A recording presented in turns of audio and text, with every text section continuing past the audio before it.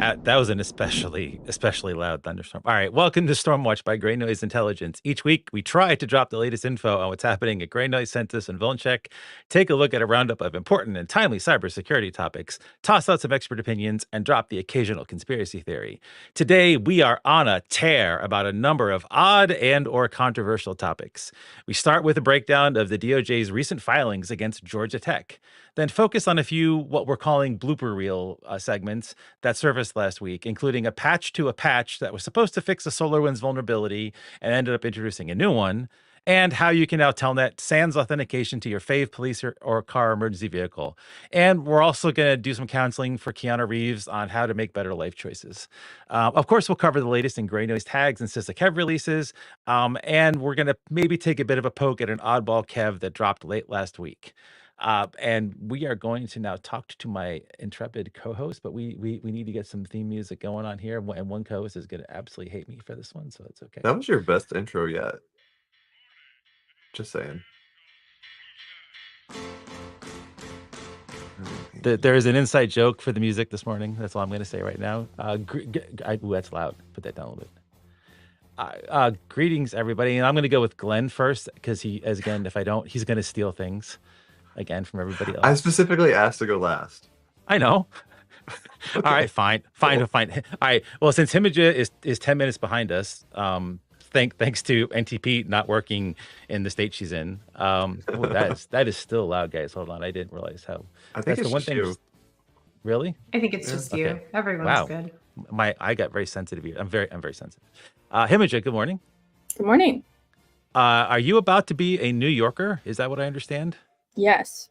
Like a New Yorker, or like just in the state? New Yorker. Wow. Yeah. That sounds terrifying. Fresh. Sounds pretty cool. I would be terrified.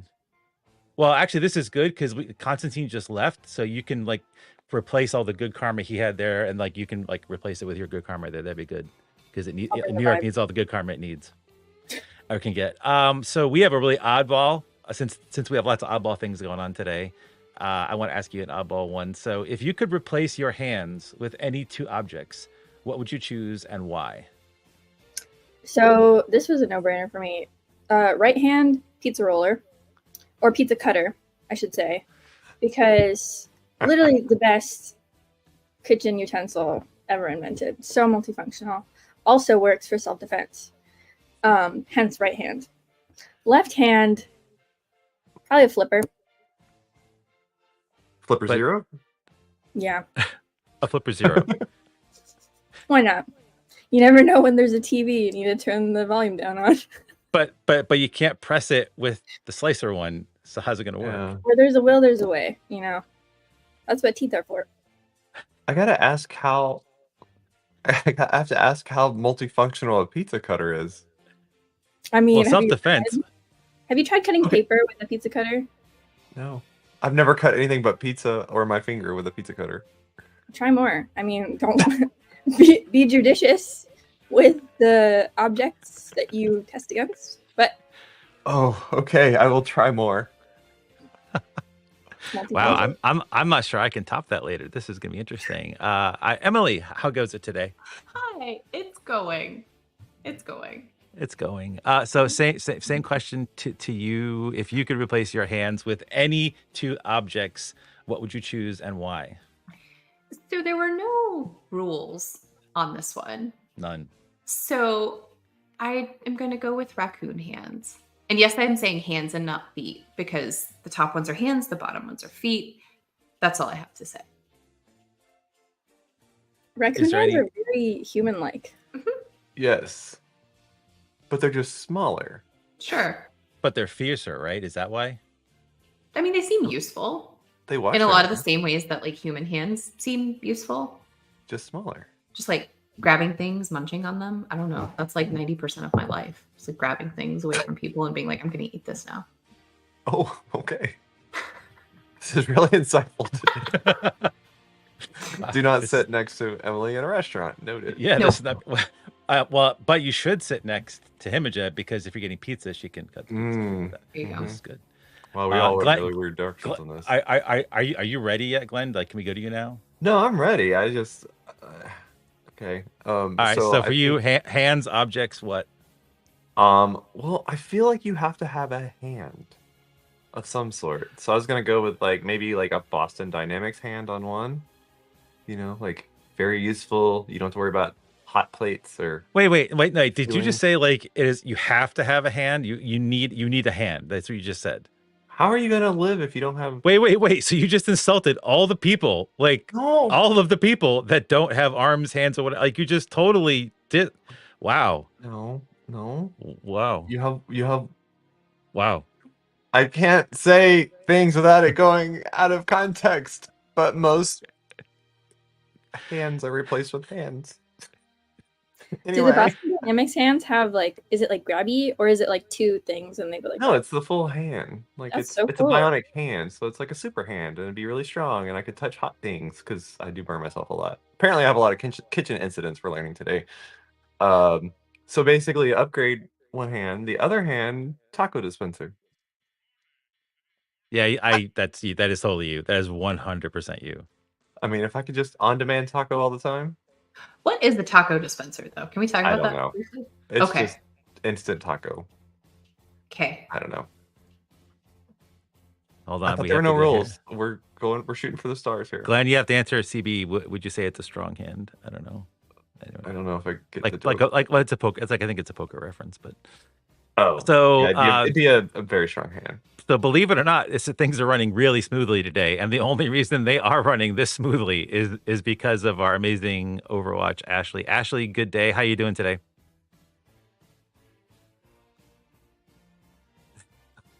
I've broken Ashley. She wasn't Oh, ready no. for that answer. Well, it's easy. Okay. So Oh, yeah. she wasn't ready. So How are you doing today, Swiss Army knife? Got it.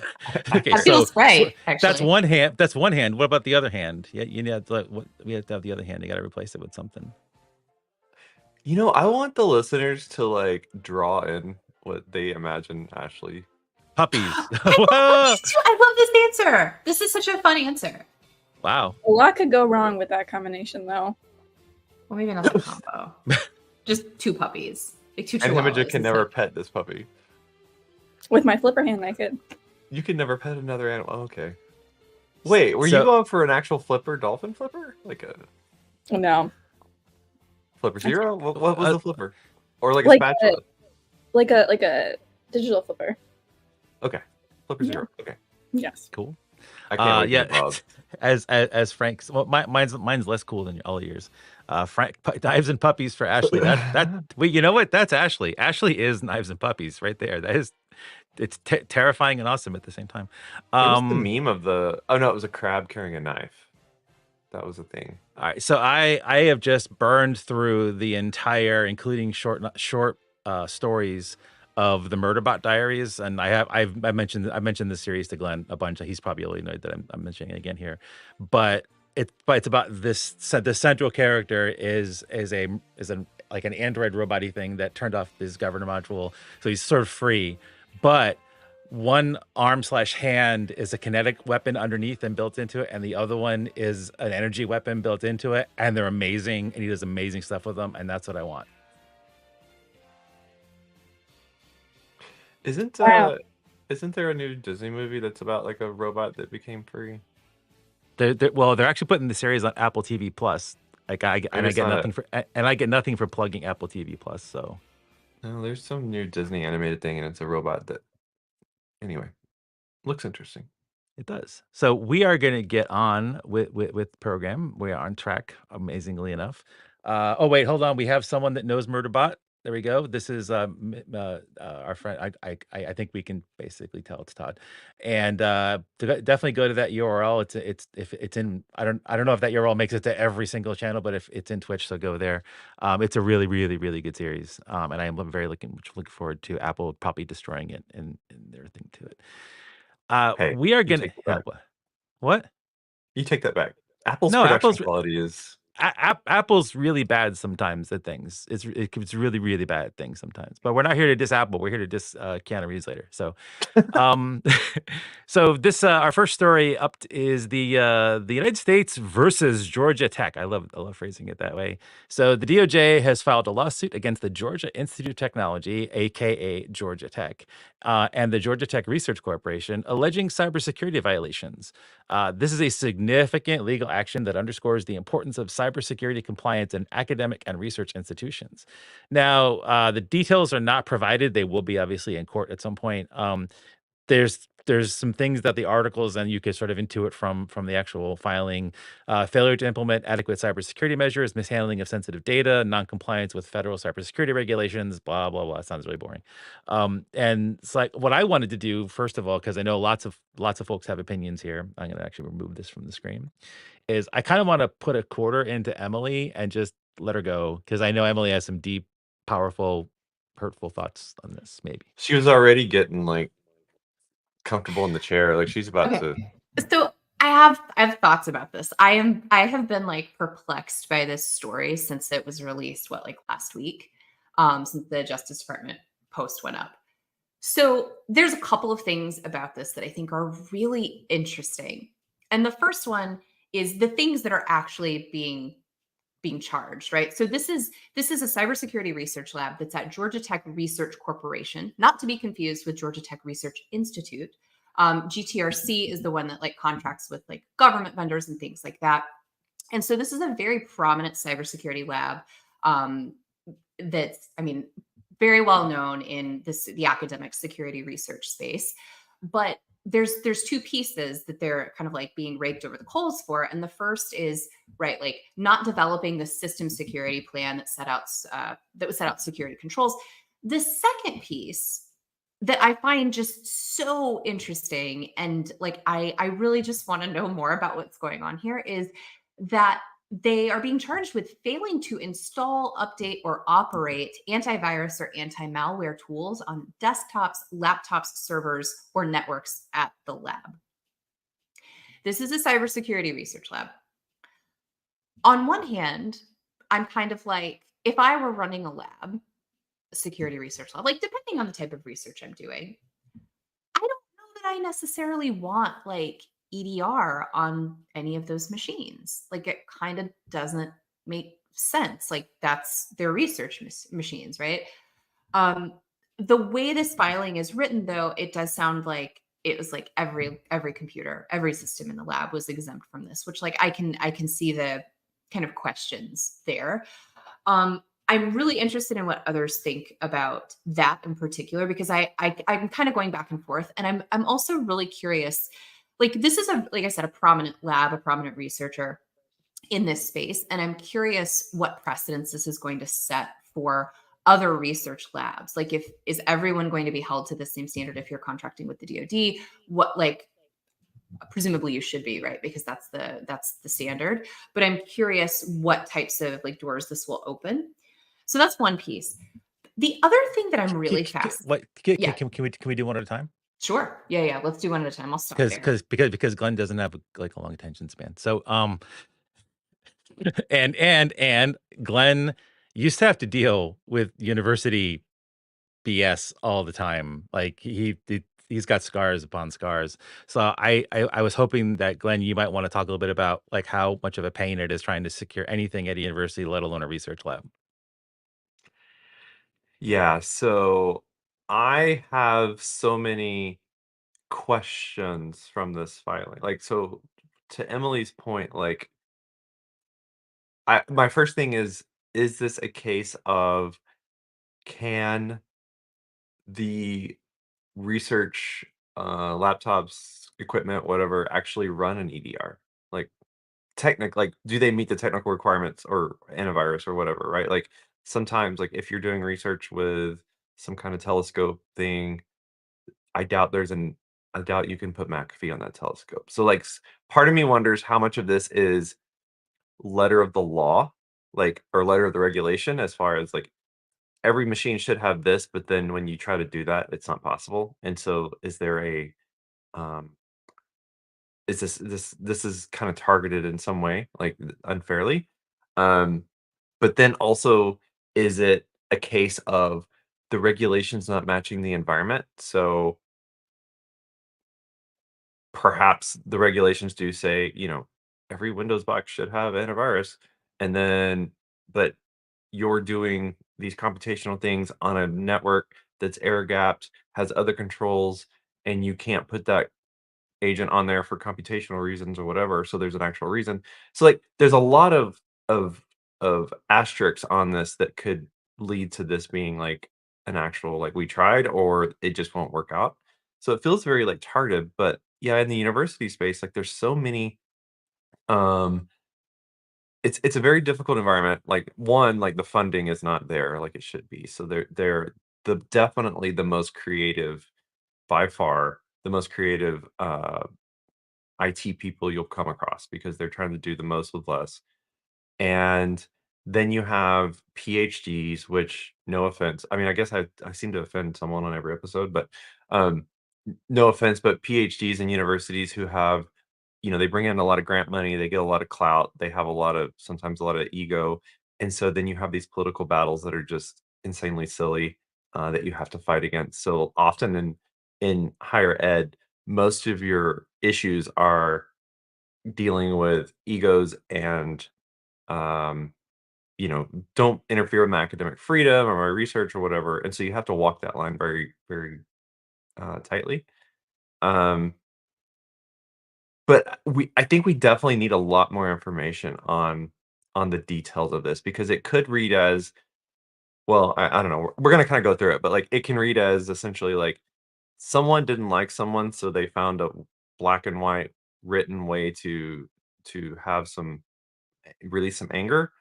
Or maybe there is something to this, and it's more about the not being honest in the controls that they did have, which is, seemingly a lot more valid.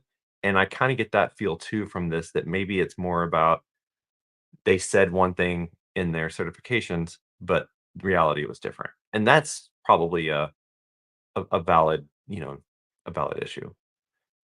I believe that's one of the things that happened. They did an assessment and lied on it, is what the allegations are. Yeah. So, but I just wonder, like, what is the main. 'Cause that seems to come later in the blog or article or announcement or whatever of the lawsuit. So it doesn't feel like that's, like, the main complaint. It feels like Yeah. they I mean, just did. to your to your point, Glenn, like, I'm actually wondering, like, it seems like somebody went beyond just listening to a whistleblower. They actually did do something like him just said to maybe do some validation.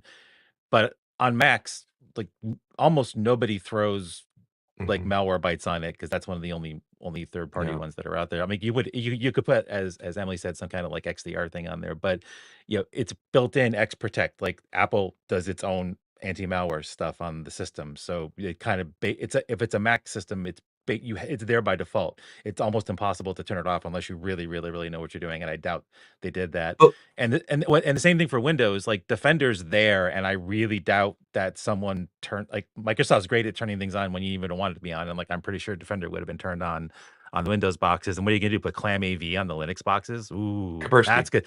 That's oof. So, like, That's what. so I don't believe, like, I don't actually believe that there wasn't some on I mean, I know this wasn't the only charge, but I don't believe there wasn't on system protections for the vast majority of the systems there.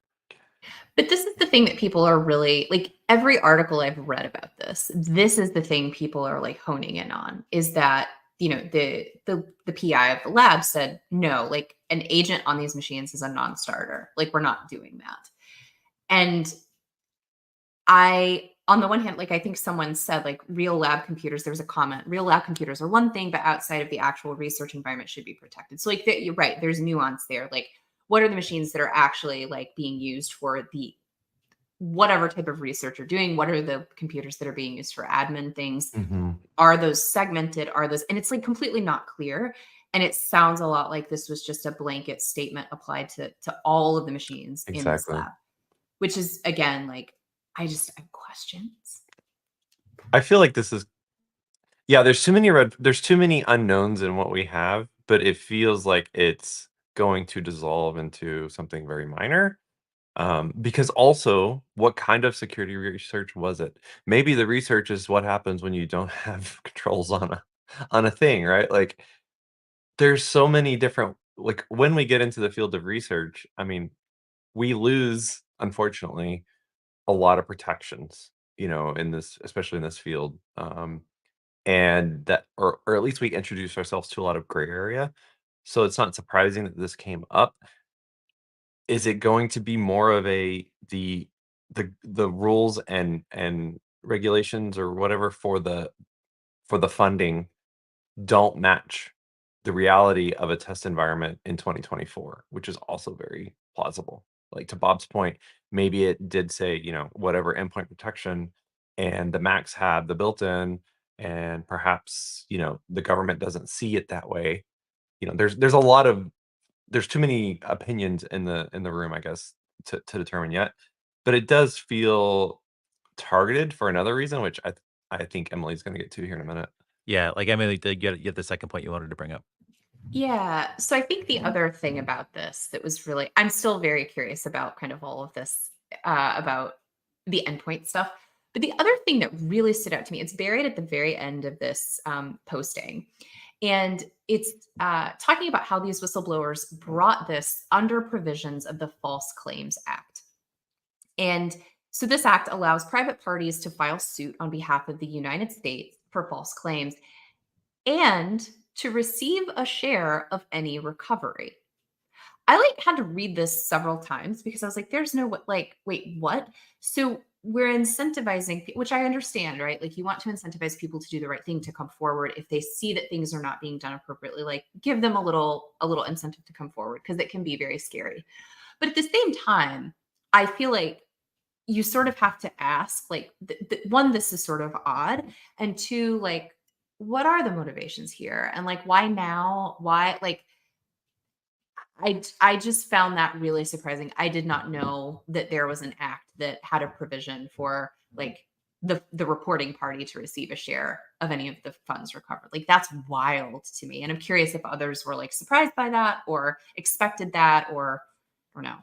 No, I mean, I don't, I don't see many cyber like or these kinds of like whistleblower ones. I see lots of other whistleblower ones, and in most of those cases, it's someone filing whistleblower thing that that they were also impacted by internally. So like they were demoted, they lost pay, they lost benefits or whatever. And this is a way for them to get some of those back by actually having it be a privatable. So I think it's way too generic of the like I don't know how the statute works or whatever, but it's too generic to me because this is just way too easy to get vindictive people to do stuff like this, especially in cyber, because no one like the minute you get outside of like all the cool people like Todd in the cyber in DHS, no one knows cyber. So so in the government, it's like, what are they going to believe, right? Like that's like it's just too easy for them to get pwned by someone saying things in wavy hands. And I mean, worst possible, did they let the people who were whistleblowing do the audit, like have the audit? Like we don't know anything, so I have no idea how that actually works down there. Yeah, I definitely wanna keep tabs on this too, and I know Emily will. She'll probably walk over and attend the hearings, but, uh, Wait, it on does live report, Stormwatch live reporting on-site, from the on hearing. screen. Oh yes. Oh, totally. This is totally happening. I do think it's totally I don't have a problem with whistleblower protections having, a chargeback or whatever, like, where like, I if you're witness to $10 million in government waste, and then, you report it and you get 10% of that or something, like, I think that's okay because you're having to take a chance, take a stand, and you probably lose a lot, when you do that, but it's good for the taxpayers.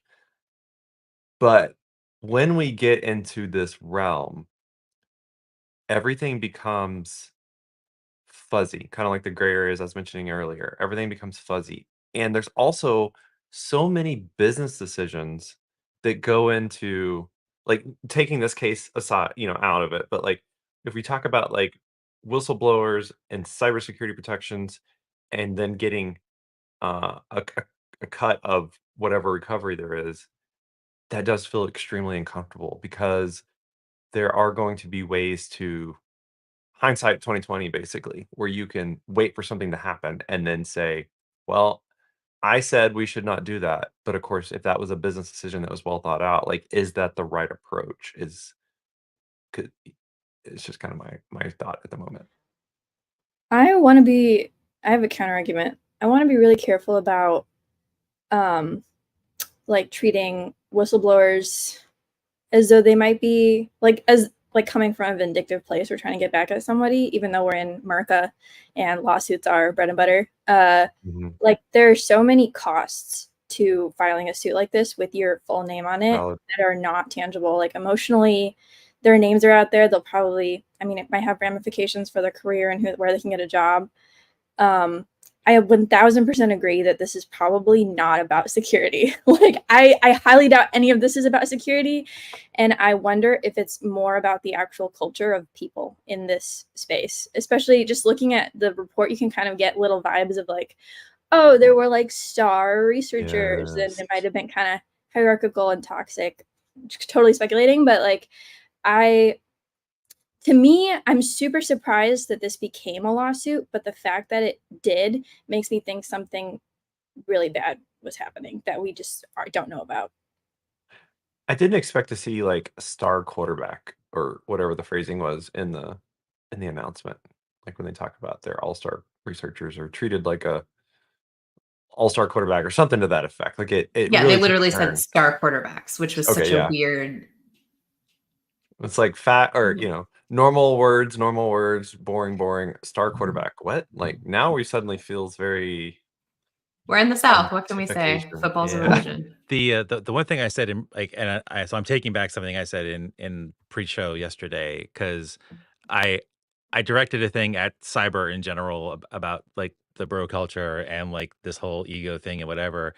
But as I was talking to my wife about everything, she's like you've been in academia before, right? Like so she's a math person, math departments. You would not think that they are like cutthroaty because like they're all, but they're terrible. And you've got like on the medical side of the house, they're terrible. And like my oldest son, from an engineering standpoint, like that was terrible. Like it was so. I was gonna blame cyber. I'm more blaming like the way that academic culture gets just proliferated, and maybe it isn't just maybe it's cyber on top of that that really caused this thing to bubble up because like academia is bad enough on its own, and you throw all the baggage we have in cyber on top of that, and it just gets like that much worse. I 100% agree. There's definitely and in some ways um higher education is the last to change, meaning like old cultures live longer. Like, as we evolve in our policies and it's kind of like, well, it's contradictory because on one hand, like universities, higher education areas are the first to be more open-minded and adopt new technologies and stuff. But then on the other hand, you have uh, you have so many like tenured professors that are the all-stars because one professor brings in half of the schools or the college's funding, and so they're treated like royalty, and the school needs them, and if they choose not to continue to progress or open their minds or open their um whatever to newer ideas outside of their research area, it creates a very toxic environment. So that's why I say it's going to be really interesting to figure out like the who's who of this.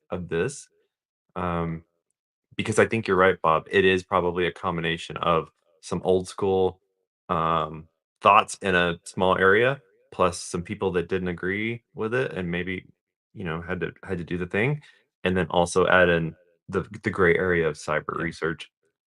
So I don't know. All right, are we ready to like? This is okay. We're down and we're negative, and it's so can Oh, we it's gonna lighten the get show? better.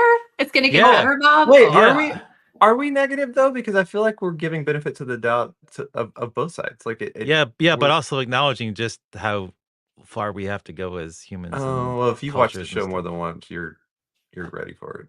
Well, speaking of watching the show, we Uh-oh. are gonna we have to have I didn't tell you guys this, but I didn't tell the Overwatch this. She's gonna kill me. But we have commercial sponsors now, so let's wrong one wrong.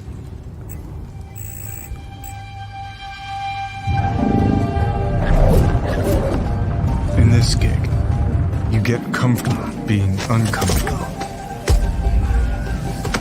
The enemy is always adapting. Hey, handsome. Always iterating.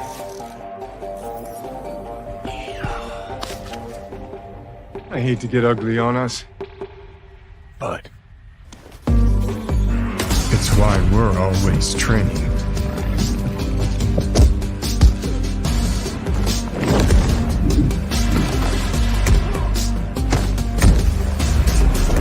So we can take their strength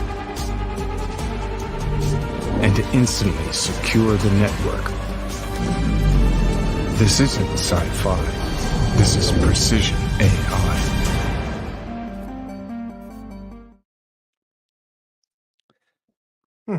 Okay, yeah. So that happened, and I think some of us learned about this on the X. And if you don't want to give a certain billionaire any more money, you can just put X cancel instead of X as the first part of the domain, and you get all of the hate and whatever without actually having to give them any money.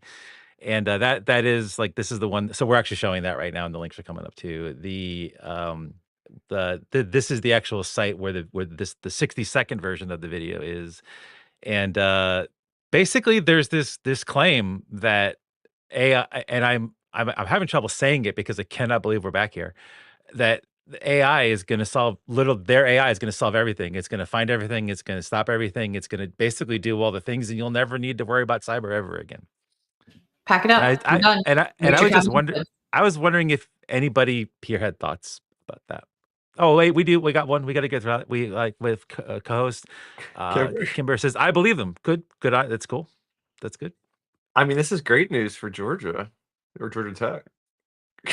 They can just solve all the problems with one. Yep, everything's good. We're golden. Okay, I have a comment that's not actually related to security at all on this, which is, do you think Keanu Reeves knew that he was doing that for Palo Alto, or do you think they were like, "We're gonna do a" like, I don't think they told them. I think they were just like, "Do What do some you Yeah. think So he fighting." thought? No, they were just I like, "Do some fighting and you'll get paid." so I am I don't know if I am of everybody here, but I'm going to assert that I might be the biggest fan of Keanu Reeves in this digital room of ours right now. I do he I think he's a very lovely human. He's a very good man. I do like the movies he's made.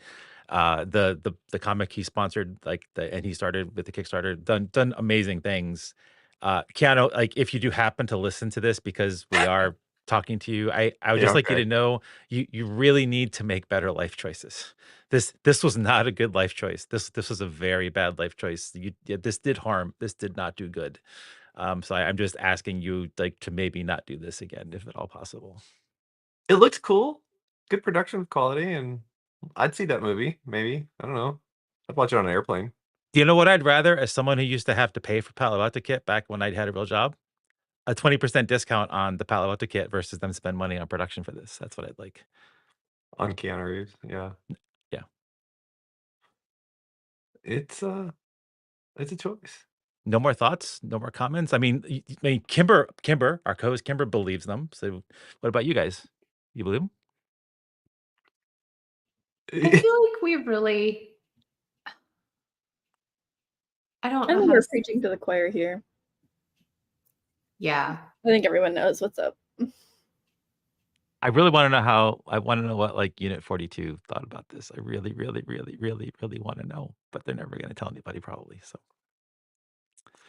I mean, if it what is your goal? If your goal is to bring awareness of Palo Alto and AI to those outside of the circle, then they probably did the thing. I also just find it really interesting. Like, I don't dispute the fact that like working in this industry is like arguably like I feel like it's a reasonable thing to do if you want to like help in the world. Like there's a lot of other things you could do if you wanted to like leave a really big impact, help humanity, all of that. But I sometimes wonder if we have like a slightly inflated sense of how much we're doing that as an industry. And I don't know why, but that ad just really gave me that vibe a little bit. Um, How many Good. lines of PanOS source code could have been reviewed for the next O day to prevent it versus make that thing? Because there's going to be one, and AI is not going to stop. I'm going to make a bold prediction. There's going to be another PanOS O day or 1 day or N day, and the AI will not stop it, and we will all be in this situation again, like we always are, and we'll have a tag for it and everything. So like it's I don't know. I just can't. I don't know why I can't believe it, but I cannot believe we're back into this charade version of cybersecurity again. It's really frustrating just because we had to slap the word AI and everything. Is it different though, like when you're so thinking of I don't know if it was last year, but there was in the last couple of years watching the Super Bowl and then there's a commercial for a security vendor. Is this any different?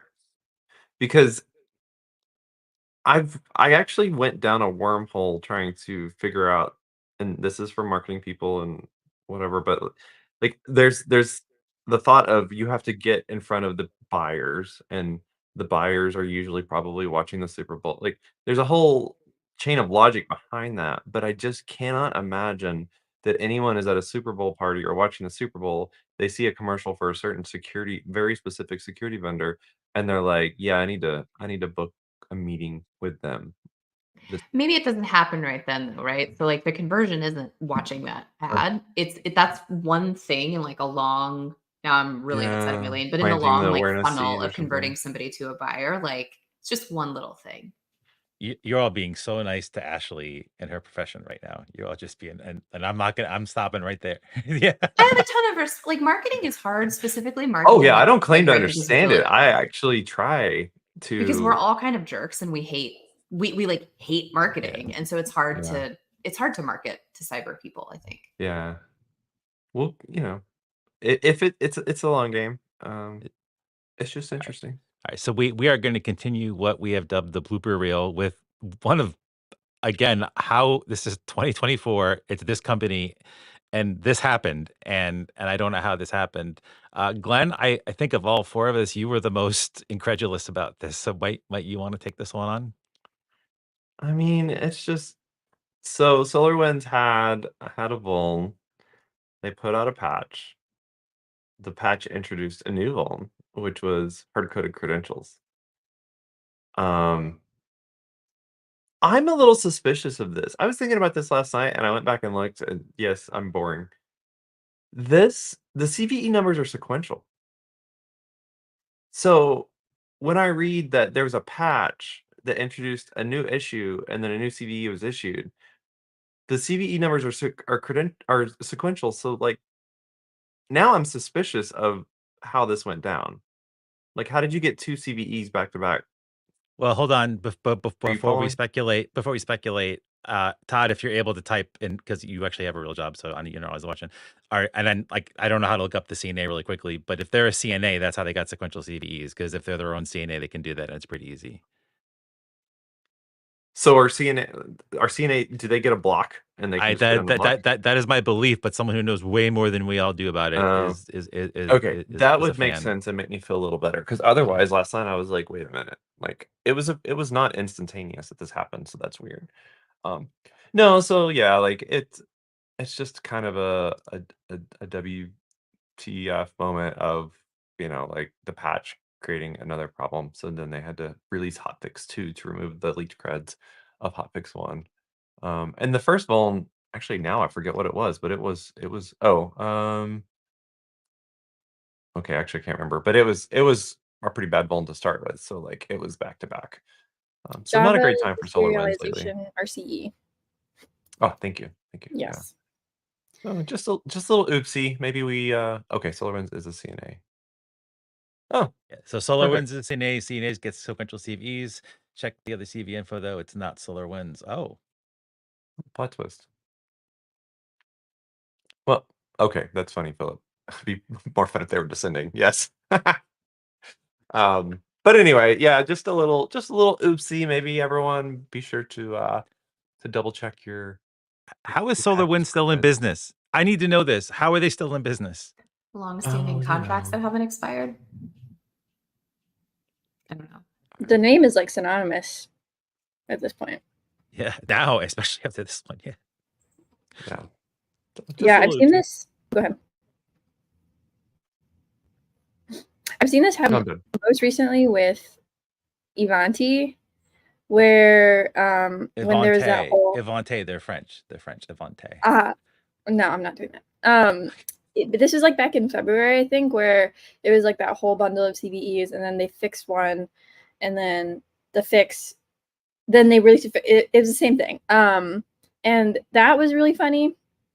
Funny and sad, but I don't know. I think this is one of those other situations where I really hope organizations don't look at this and go, "Oh, so like I benefit from not immediately patching," kind of like the BSOD thing. There was something recently about this too, and I can't remember what it was, where it was like, no, I really hope no one takes away from this that we shouldn't patch. I don't remember what it was. Yeah, let's like make a blanket statement. We are not at the point to where waiting or delaying patching is the better solution, even given risk of failures, right? Like we are not there. So let's not people please don't. Apache OF biz, Emily, is what Todd says. CrowdStrike too. That's right, Justin. CrowdStrike was one that I was worried that was going to cause a lack of patching things as well. Hopefully that won't be the case. Yeah, actually, like, let's not forget, like CrowdStrike happened. I know we're moving really fast as a society, and news is like every single day. But CrowdStrike happened. Let's not forget the gigantic AT&T breach that pretty much leaked all of our stuff. Don't forget that one as well. Just like it's been a year. It's been a year. We're gonna move on to this one. This one, I believe Glenn is the one that found this to begin with, or maybe I found it, but Glenn really like honed in on it really well. This one just bugged me because well, it was great because like, it came through a mailing list versus like news, which is really cool when that happens, and it's also a combination of. It's not really an industrial control system, but it is embedded technology that is not normal technology, and something called Digital Red. It's a radio module for communication between emergency vehicles and control rooms. It's got Ethernet, Wi-Fi, cellular network connectivity. It's a Linux BusyBox based OS, and we're not going to like talk about the manufacturer. And it's supposed to like help the emergency responders get around to things. It's good for navigation as well too, and it has no authentication. And and it's what's worse, it's also you just gotta telnet to it and you get root. That POC is the best POC I've ever seen. Yeah, telnet IP host This is name. iconic. Yeah, this Telnet is IP. amazing. I cannot believe is this 1985 or is it 2024? I don't know. I just don't know. Have you seen the worst part of this, Bob? Oh, it gets worse if you Go keep ahead. reading. I'll Scroll down a little bit. I will Or do scroll you down a have bit. Sure. No, I get it. It's cool. scroll down a little bit I have to past the get to that disclosure window. timeline? Keep going. Okay, wait. Too far. Okay. Up. It's at. I mean, maybe I'll just tell the point. Oh, right there on August 13th. What is it? What's the vendor fix? Yeah, they declared the product end of life. Oh, that's gonna There's fix no everything. fix. That's gonna fix everything. That's Yeah, the great. solution is like don't run this in an untrusted network. Right. Which Okay. ambulances and first responder vehicles are, yeah, totally running their own wire guards, I'm sure. So anyway, that's sad. So I guess we can track our first responders. So yeah, great week. But yeah, I want that POC framed. I mean, we can do that. We can make a T-shirt out of it if you want and put it through the Gray Nice Swag store if you want. I mean, it has nothing to do with us, but But it's funny. it is. It is very amusing. Emily. But it's funny. So let's move from bloopers to some actually pretty cool things. I looked on the blog like early this morning, like last night, early this morning. I didn't see anything on Census's blog that was more timely than the 7th. So I'm hoping that I didn't miss anything from you all. Is that true? Did you just call them out? Jeez. No, I didn't. No, because they actually work for a living. You sure did. I'm like someone who has time to place blog posts about talks he did. Glenn, would you actually make it a little bigger for people? Could you tell people what this is and why they should bother going to it? Yeah, so this is like a very TLDR of my talk at B-sides, and really just hitting on the takeaways. Most of the talk was like how I got there, but there was three main takeaways, which actually I'll do a full circle on this topic with the KEV release on Friday. So essentially, the findings were, or the takeaways were that after as time has gone on, uh, CVEs being added to KEV are getting much more timely. That first chart is showing like the age of the CVE. So within the first week of their age, they're being added. So things are moving quicker. And I explain away the anomalies of the first 2 years in the long talk. The second takeaway is that the known ransomware campaign use field is actually fluid. As of the end of July, it's changed at a later date. So in other words, after that field was added in October of last year. Since then, CISA has retroactively changed something from uh, unknown or whatever, yeah, unknown to known ransomware use. And that makes sense, right? Like as new information comes out, so no issues with changing it, but more of an issue that it's a little quiet in that change. So if that's important to you, then you should look back at that data quite often.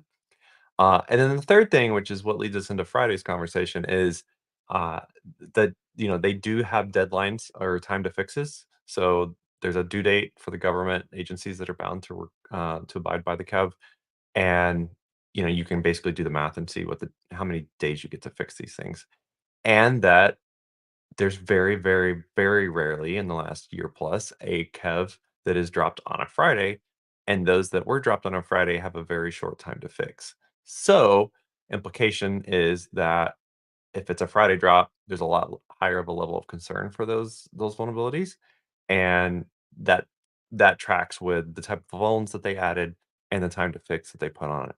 Okay, so now basically you're operating in the land of, if Kev is updated on a Friday, you need to, put down the drink and take a peek at it. Well, Friday night, like Central Time, it was like 7 o'clock, I think, but it was Friday evening for the US. And there was a Kev drop for a very interesting Yeah, SD went. yeah, and We're we'll gonna go. cover that. Like, yeah, like I'll bring that up, and then we can have like Okay, yeah. So there's a we can Kev drop totally late rip out a Friday new that. one for that one on in a couple minutes. Yeah, that'd be great. Yeah, okay. So that's why Yeah, I had very high interest in the one that dropped on Friday evening. cool. I will just briefly mention there's another one. The link that here will take you to a very detailed blog post by Remy, Very. because Remy doesn't actually he can't do non-detailed blog posts. And rather than actually go into it in detail at all right here, I think in a couple weeks we should have Remy on to go through the research, mostly because it's not just good cool nerd cyber project Bluetooth thingy. This has health this has like people's like health and safety implications. And Remy's done some amazing work in this particular space to try to surface this problem, and hopefully other researchers will pile onto it from there. So I kind of like to have him on. I would have tried to have him on today, but Remy just got back from like a massive trip and he's exhausted, and I do not want to put any more stress on Remy because like we like unstressed Remy's. They're the best Remy's. Can We you have read the title of that blog aloud for our Oh, you know what? Thank audio you. people? I totally did not get so Bluid, firewalls, diabetics, and Bluetooth. I appreciate that image. Thank you. We It's a are long we read. It's yeah a technical it read. is. So Yeah, it's gonna take you forever to read that thing. But it's worth it. There's lots of good technical details, and we have lots of data as well too as a and he result got of this, which CVEs is out of it. So yeah, it's gonna be pretty cool. We have tags. Go hit the tags up. We're running a little long because I think we're gonna talk a bit more about the Kev drop that Glenn was mentioning. I want to get that up there. So not the Chromium one. There's always a Chromium one. Chrome's always broken. But this is one from the Friday. This is the Versa Director dangerous file type upload vulnerability. It's cool we put those words in there because like why would it be there if it wasn't dangerous? But hey, let's just make it overt. And the Versa Director GUI contains an unrestricted upload file with dangerous type vulnerability that allows administrators with the provider data center admin or provider's data center system admin privileges to customize the user interface. The change favorite icon enables the upload of a PNG file, which can be exploited to upload a malicious file with a .png extension disguised as an image because it's 2024 and we still have like image processing software that gets busted from things. Yeah, so I'm putting a quarter on all of you. I would like all of you to opine on this one because because of yesterday, I know you have opines on it. Well, I think you, the description on NVD is what really tips the scale. I don't know if you have, I don't have it up, but basically, I can bring it up while you're talking. Go for it. okay, yeah, basically the vuln is not only authenticated, but it requires one of two admin-esque permissions. So while that technically does meet the criteria of KEV, it's just an interesting addition on a Friday to me. Like, I'm not surprised to see this on KEV if it's obviously being exploited in the wild, but it's a 6 or 7 vuln CVSS score. And so scroll up, so it says this is possible only after people with admin A, admin B successfully authenticated and logged in to the device. And then it goes on to blame, wait, did this change? It goes on to blame that the one known exploited customer did not implement firewall guidelines from like many years ago. So Yeah, actually, just to focus on that for a second, when I was poking around at a bunch of articles around this, apparently Versa kind of went out of the way to throw that customer under a bus too. Like yeah, not it was cool. not great. Like not that is don't do that. That's never cool. Don't do that, vendors. Yeah. Like don't hire Keanu Reeves to lie about your product, and don't throw your customers under a bus. Don't do that. Either one of those two things. For Well, me, it's Keanu Reeves did the make last people not talk two. about the lampshades anymore. Oh, that's them. I forgot that. Oh wow, I'm sorry. Anyway, Wow. sorry, him and Joe. All good. I wanted to focus on the last two sentences here. In our testing, I think this is by HackerOne. In our testing, parentheses, not exhaustive, as not all numerical versions of major browsers were tested, blah, blah, blah. The malicious file does not get executed on the client. There are reports of others based on backbone telemetry observations of a third-party provider. However, these are unconfirmed to date. So my question is, I mean, I'm sure like this is a vulnerability, but why did it get added to KEV with so little exploitation details? Yeah, I think it's going to be something that we'll know in time. Like there was an article yesterday about Volt Typhoon.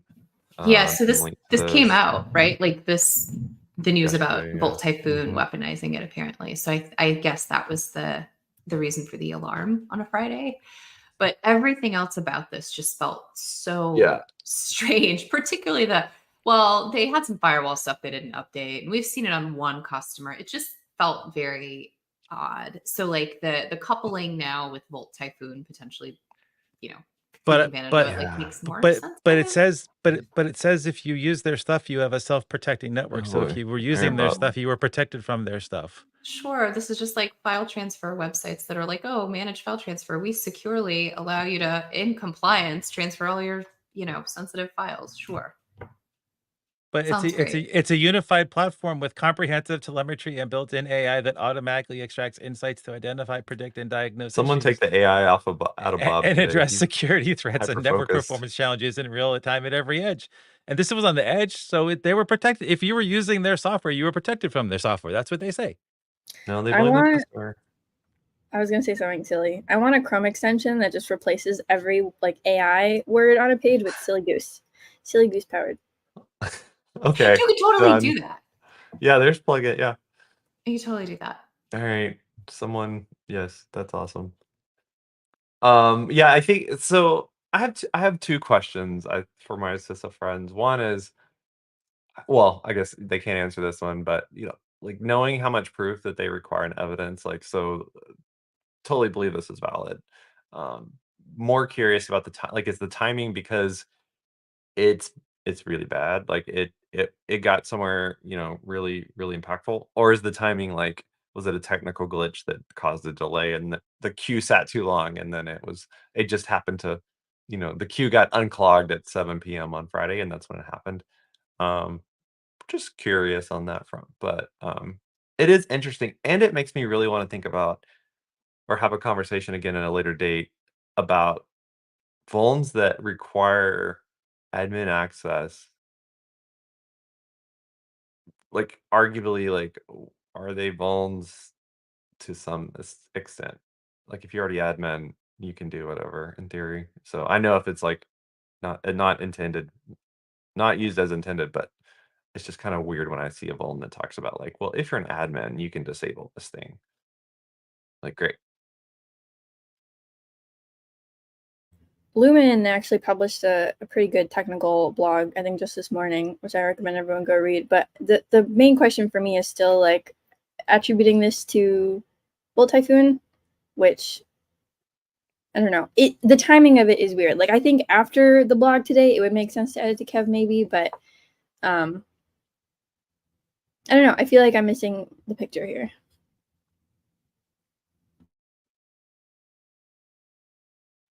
Yep.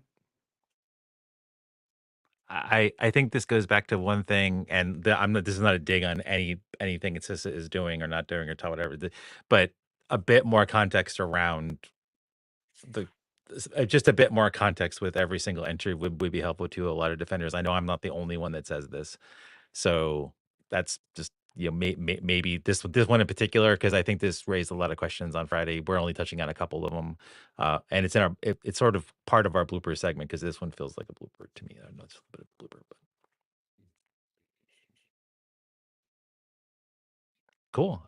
And what I would like to do before we sign off is encourage folks that if you do have any, because we noticed last week we might not have covered some topics you wanted us to cover, even though we thought we should cover. We talked about covering them, and then we just didn't do it. So if you have ideas, if you have like, especially like, because like on Mondays before the show starts, let us know if you want us to cover a particular topic, because we're reading all the news. We share lots of links internally all the time, and just sometimes trying to figure out the right ones to cover is a little more difficult. Today was just fun because the bloopers was the best. I'm so glad we had a lighthearted segment, because we really needed one of those.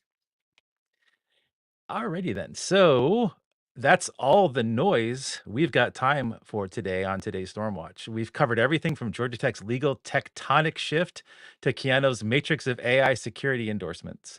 We've patched up our knowledge on SolarWinds credential spill and authenticated our concerns about DigiCal Red's flaws.